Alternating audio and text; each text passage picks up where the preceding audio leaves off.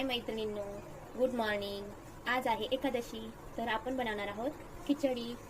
तर त्यासाठी मी उपवासाचे साबुदाणा पाव किलो भिजत घातलेला आहे रात्री.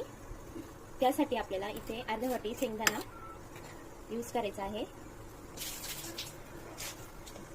तर त्यासाठी मी शेंगदाणे यामध्ये बारीक थोडेसे कुटून घेतलेले आहे, जास्त बारीक पण नाही करायचे.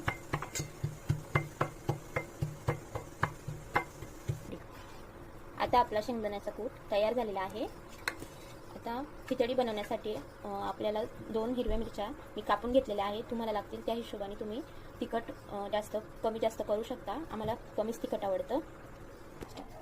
तर त्यासाठी इथे मी कढई ठेवलेली आहे. आता आपण याच्यामध्ये थोडं तेल टाकूया.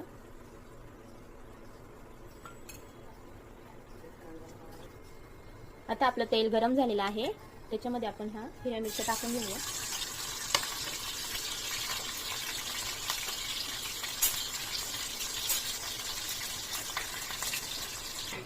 त्याच्यामध्ये चवीपुरतं मीठ टाकूया.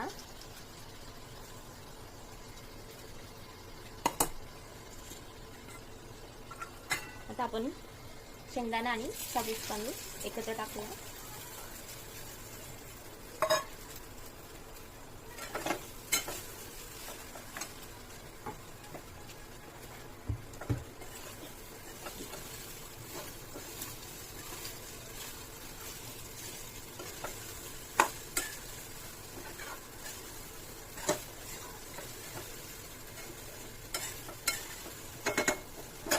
आता आपण याच्यावरती झाकणी ठेवूया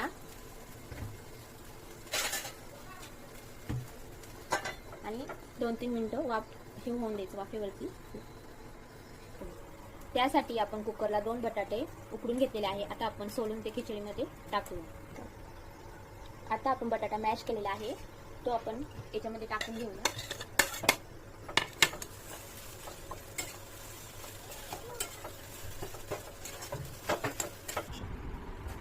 आता आपली खिचडी तयार झालेली आहे.